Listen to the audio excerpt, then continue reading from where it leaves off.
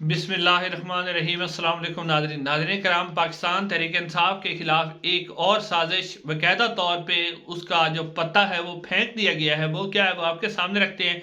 और ये पत्ता फेंका जी इलेक्शन कमीशन ऑफ पाकिस्तान ने, क्योंकि उसने जो इलेक्शन का शेड्यूल है उसे तब्दील कर दिया है।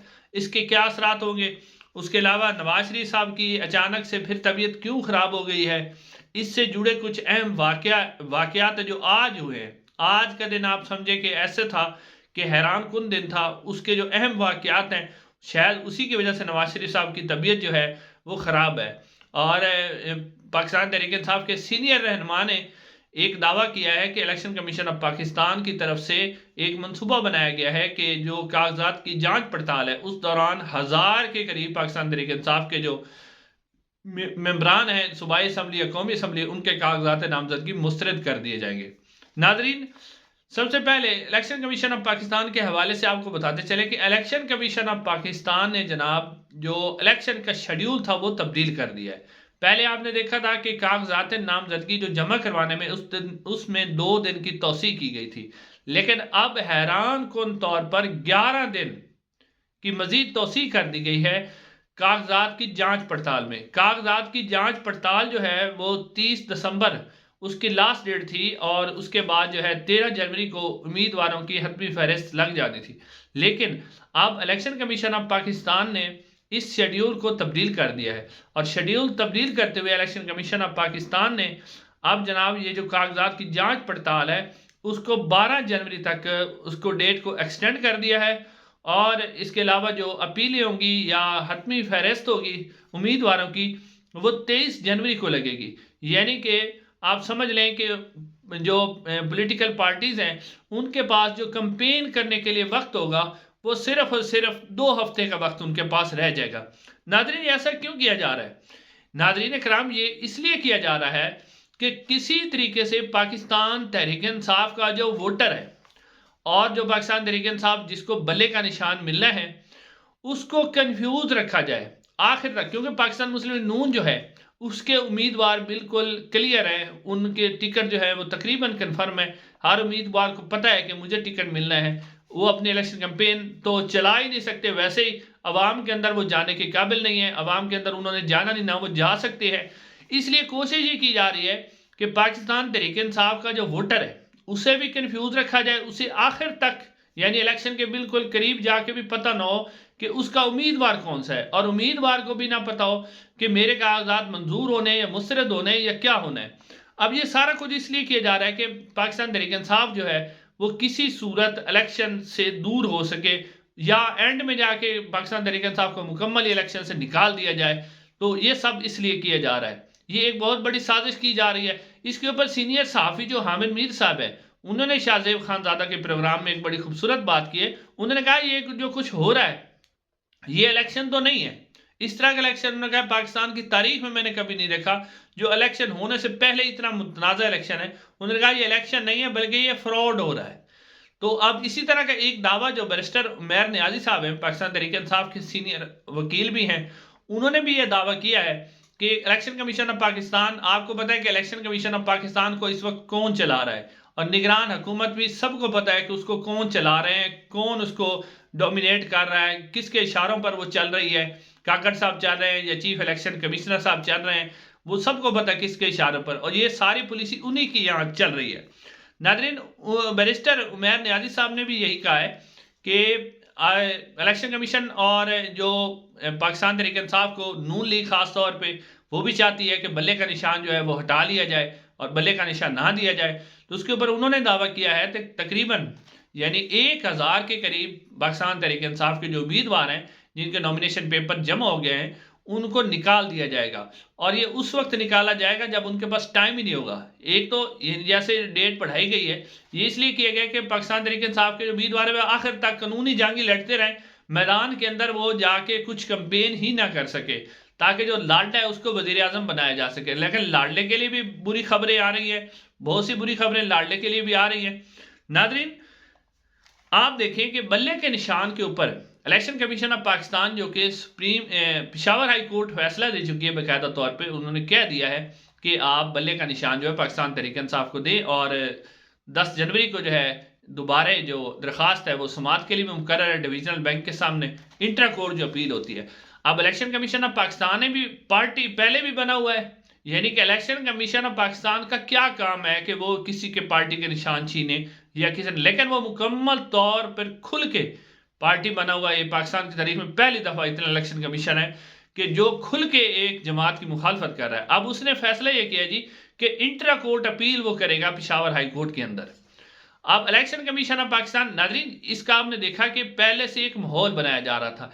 जिस तरह कल मरियम औरंगजेब ने प्रेस कॉन्फ्रेंस की और उन्होंने चढ़ाई की कि इलेक्शन कमीशन का इख्तियार छीन लिया है, यानी इलेक्शन कमीशन का इख्तियार ना हुआ नून लीग का होगा जो उन्हें इतनी तकलीफ हो रही थी। उसके अलावा मरियम नवाज साहबा ने भी कहा कि इलेक्शन कमीशन का इख्तियार छीन लिया गया है। उसके अलावा राना सनाउल्लाह साहब ने भी कहा, यानी बाकायदा तौर पर नून लीग को भी ये फीड किया गया कि आप एक बयानिया बनाएं, एक जो है माहौल बनाएं ताकि इलेक्शन कमीशन पाकिस्तान भी थोड़ा सा कुछ आगे बढ़ सके। तो ये मुकम्मल तौर पर अदलिया के मुखालिफ, यानी जो जज भी इमरान खान के हक में फैसला दे दे या कानून और आइन के मुताबिक फैसला दे दे, लेकिन अगर फेवर इमरान खान को करता हो तो इनको अच्छा नहीं लगता, उसके ऊपर ये चढ़ाई शुरू कर देते हैं। अब ये बाकायदा तौर पर सोचे समझे मंसूबे के तहत ये सारा कुछ किया जा रहा है और आपने देखा कि माहौल बनाया गया मुकम्मल तौर पर। अब इलेक्शन कमीशन ऑफ पाकिस्तान जनाब पूरी एक पार्टी बनने जा रहा है और बजाय इसके कि वो पेशावर हाई कोर्ट के फैसले पर अमल दरामद करता, वो जनाब उसको चैलेंज करने के लिए जा रहा है। जबकि ये चैलेंज भी होगा तो दोबारा भी ये फैसला रिवर्स हो जाना है, शायद फिर election commission of Pakistan supreme court चला जाए।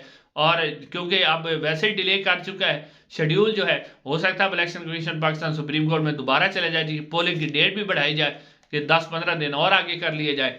लेकिन नाज़रीन इन सब के दौरान जो है ना अजीब आज वाकयात हुए। पहले तो जो जस्टिस मियां गुल औरंग हसन ज़ेब है, उन्होंने आज जो बैरिस्टर गोहर ने दरखास्त दी थी ना कि पाकिस्तान तहरीक-ए-इंसाफ के चेयरमैन से मुझे मिलने की इजाज़त दी जाए, हमने टिकटों पर मुशावरत करनी है, उसको जब अपोज किया ना निगरान हुकूमत के एडिशनल अटॉर्नी जनरल ने, उसके ऊपर जस्टिस गुल हसन मियां औरंगजेब ने बड़े खतरनाक रिमार्क्स दिए। उन्होंने कहा कि निगरान हुकूमत का क्या काम है कि वो एक जो पार्टी का चेयरमैन है वो उससे मिलना चाहते हैं, टिकटों के फैसला वो उसको अपोज कर। निगरान हुकूमत का काम तो है कि फ्री एंड फेयर इलेक्शन कराना, न्यूट्रल कराना। तो उन्होंने कहा कि आपको तो सुप्रीम कोर्ट के फैसले को देखते हुए सोचना चाहिए या मुझे भी आपके खिलाफ कोई सख्त एक्शन लेना पड़ेगा। तो एक ये डेवलपमेंट हुई। उधर से बाबर सत्तार साहब ने जो एमपीओ का 3 एमपीओ के आर्डर थे उसको इस्लामाबाद हाई कोर्ट उन्होंने गैर कानूनी करार दिया, जो कि शहरियार अफरीदी और शादाना गुलजार के खिलाफ थे, उन्होंने गैर कानूनी करार दिया और उन्होंने कहा कि डीसी को अख्तियार ही नहीं है कि वो 3 एमपीओ का आर्डर जारी करे। नाज़रीन इस सबसे बढ़कर जो अहम वाक़या हुआ वो ये वाक़या हुआ कि आज बैरिस्टर गोहर और बैरिस्टर लतीफ़ खान खोसा, पाकिस्तान तहरीक-ए-इंसाफ के चेयरमैन, और बैरिस्टर जो लतीफ़ खोसा साहब है वो पाकिस्तान तहरीक-ए-इंसाफ के सीनियर रहनुमा हैं, उन्होंने आज एक प्रेस कॉन्फ्रेंस की। और उस प्रेस कॉन्फ्रेंस आपने देखा होगा कि पिछले कई महीनों से पाकिस्तान तहरीक-ए-इंसाफ की किसी भी प्रेस कॉन्फ्रेंस, पाकिस्तान तहरीक-ए-इंसाफ की किसी की कवरेज को नहीं दिखाया जाता। पाकिस्तान तहरीक-ए-इंसाफ को मुकम्मल तौर पर मीडिया ब्लैकआउट किया हुआ है, कोई भी दिखाता। लेकिन आज उन्होंने प्रेस कॉन्फ्रेंस की और उन्होंने उसी तरह नून लीग के खिलाफ उन्होंने अपना बयान किया कि नून लीग किस तरह बल्ले का निशान उनसे लेना चाहती है। नून लीग के ऊपर उन्होंने तनकीद की, उन्होंने उसके अंदर वीडियोज भी चलाई, मरियम नवाज की वीडियो चलाई, मरियम औरंगजेब की वीडियो चलाई। लेकिन दिलचस्प बात यह है कि आप देखें कि तब्दीली किस तरह की हो रही है और किस तरह की सियासत खेली जा रही है। कि दिलचस्प बात है कि आज उन्होंने जो प्रेस कॉन्फ्रेंस की वो नेशनल प्रेस क्लब में की। पहले पीटीआई को प्रेस क्लब के अंदर प्रेस कॉन्फ्रेंस करने की इजाजत नहीं थी, लेकिन आज उन्होंने प्रेस कॉन्फ्रेंस जो है नेशनल प्रेस क्लब के अंदर की। बड़ी मजे की बात। और उससे बढ़कर फिर क्या हुआ कि जनाब बोल टीवी, जियो टीवी, ARY न्यूज और दुनिया टीवी, सब टीवीज ने कट करके वो प्रेस कॉन्फ्रेंस दिखाई। और सबसे बढ़कर पाकिस्तान टेलीविजन PTV जो कि हुकूमत का चैनल है, उसकी हुकूमत की इजाज़त के बगैर वो चला नहीं सकता। और आजकल पता ही है हुकूमत किसकी है, उनकी बगैर, उसने भी उनकी प्रेस कॉन्फ्रेंस लाइव दिखाई जी। अब ये सब क्या हो रहा है? दूसरी तरफ जब नवाज शरीफ साहब के उन्होंने इजलास में जाना था तो बता दिया कि नवाज शरीफ साहब की तबीयत खराब है तो वो इजलास में शरीक नहीं हो सकते। अगर आप इसके साथ डॉट कनेक्ट करें तो, और दूसरी तरफ आप एक और भी बात नोट करें कि पाकिस्तान पीपल्स पार्टी के अंदर जो साबका कुछ MQM रहनुमा थे और पीएसपी के कुछ रहनुमा थे, वो जनाब पाकिस्तान पीपल्स पार्टी में शामिल हो गए।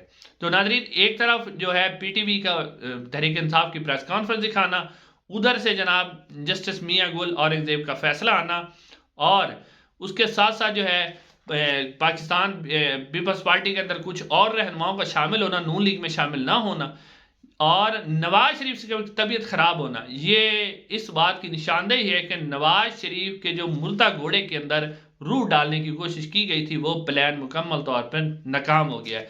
और नवाज शरीफ साहब को भी शायद पता चल रहा है कि जनाब मुझे जो चौथी दफ़ा इक़्तिदार के ऊपर बिठाना था वो अब बड़ा मुश्किल लग रहा है, इसलिए अब वो भी अपनी तबीयत खराब करके बैठे हुए हैं। मामलात के अंदर यानी कि कहीं ना कहीं गड़बड़ नजर आ रही है, क्योंकि पीटीवी जो है ना लाइव अगर पाकिस्तान तहरीक इंसाफ की प्रेस कॉन्फ्रेंस दिखा रहा है तो इसका मतलब है कुछ ना कुछ अंदर गेम चल रही है, जो अगले 2 या 3 दिन में वाजे हो जाएगी। नाजरीन, आज की तरह चैनल को जरूर सब्सक्राइब कीजिएगा। इंशाल्लाह अगले वीडियो मुलाकात होगी।